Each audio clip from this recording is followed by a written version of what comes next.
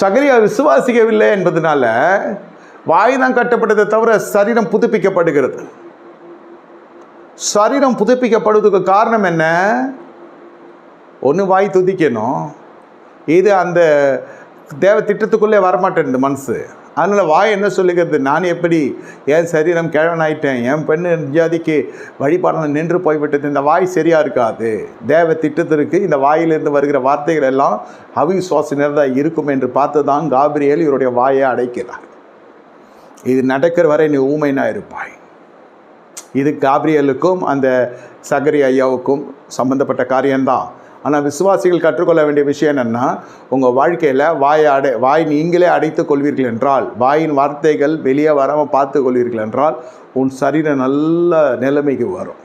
ஆமையா பாஸ்டர் வந்தார், ஜெபித்தார், அது எங்கே சரியாக போகுதுன்னா இப்படி தான் இருக்கும். இப்போ தெரியுதா ஏன் வாய் அடைக்கப்பட்டதுன்னு? அவனால் ஏற்றுக்கொள்ளவே முடியல. அது விட்டா கேட்டிருப்பான். ஏன் இப்போ வந்து சொல்கிற குழந்தை பிறக்கணும், அப்பயே சொல்லியிருக்கலாம்ல 50 வருஷத்துக்கு முன்ன. நானே குடு கடனாக இருக்கிறேன், நானே இன்றைக்கோ நாளைக்கு ஒன்று இருக்கிறேன். குழந்தை வந்து இதெல்லாம் விளையாட்டா இல்லை, இது எவ்வளோக்கு கோமாளித்தனமாக இல்லை, இப்படியெல்லாம் கூட வந்திருக்கோம் வாய். நம்ம தான் ஜபான்னு சொல்லி எல்லாமே பேசி கொண்டிருக்கிறோமே. ஜபம் பண்ணுகிறவர்கள் முதலிலே ஒரு நல்ல தெளிவோடு இருக்க வேண்டும். வாழ்க்கை என்னுடையது அல்ல, கர்த்தருடையது. என் வாழ்க்கையை சொல்கிறேன். என்னுடைய வாழ்க்கையில் எல்லாமே தீர்மானிக்கிறது கர்த்தர் தான். திருமணம், பிள்ளை பேர், முக்கியமான காரியங்க. அந்த முக்கியமான காரியத்தில் சில பேருக்கு இடைஞ்சல் தடைகள் இருக்கும், இல்லைன்னு சொல்லலை. அது ஜபத்தினால சரியாக இருக்கும். இப்போ தேவன் வந்து அந்த குழந்தையை தருகிறார். அதற்கு ஏற்ற சூழ்நிலையை கர்த்தரே தரவல்லவராக இருக்கிறார். அதான் விசுவாசம்.